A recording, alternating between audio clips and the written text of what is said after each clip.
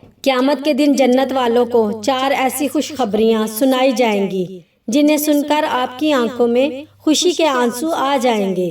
آئیے جانتے ہیں اس حدیث مبارکہ میں۔ بسم اللہ الرحمن الرحیم۔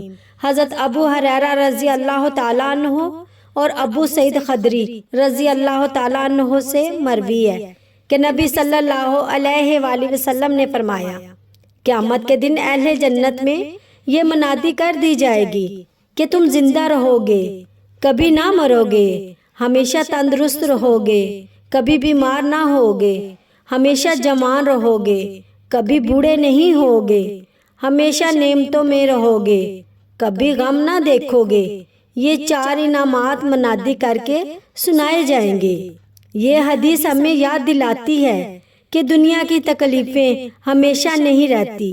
جو لوگ اللہ کی اطاعت اور صبر کے ساتھ زندگی گزارتے ہیں، اللہ تعالیٰ انہیں جنت میں ایسی نعمتیں عطا فرمائے گا جہاں نہ موت ہوگی، نہ بیماری، نہ بڑھاپا اور نہ کوئی غم۔